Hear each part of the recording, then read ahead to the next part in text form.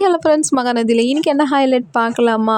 தாறுமாறா இருந்துச்சுங்க. யமுனா ஒரு கட்டத்தில பொறுமைய அடக்கி வச்சுன்னு இருந்தாங்கங்க. இதுக்கு மேலலாம் நான் பொறுமையாலாம் இருக்க மாட்டேன். என்னடி நீங்க பண்ற ஆட்டத்துக்கெல்லாம் நான் உங்க கூட வரணுமான்ட்டு அப்படியே ஸ்டெப்ஸ்ல ஏறிட்டு அப்படியே நிக்கிறாங்க.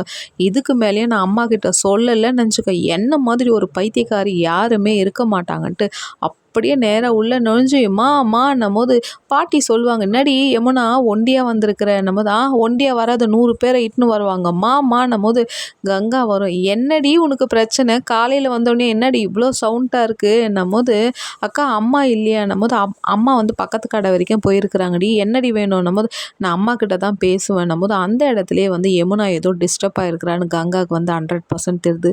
சரி வாடி, நான் மெஹந்தியெல்லாம் அரைச்சி வச்சிருக்கிறேன், உன் கைக்கு நான் வச்சு விட்றேன். அக்கா நீங்கள் அமைதியாக இருக்கிறீங்களா? அதெல்லாம் வச்சுக்கிற நிலைமையில நான் இல்லை, எனக்கு இப்போ அம்மாவை பார்த்தே ஆகணுன்ட்டு யமுனா ரொம்ப சத்தம் போடுதுங்க. என்னென்ன முடிவு எடுக்க போகுதுன்னு தெரியலங்க. பார்க்கும் போதே ரொம்ப கஷ்டமாக இருக்குது.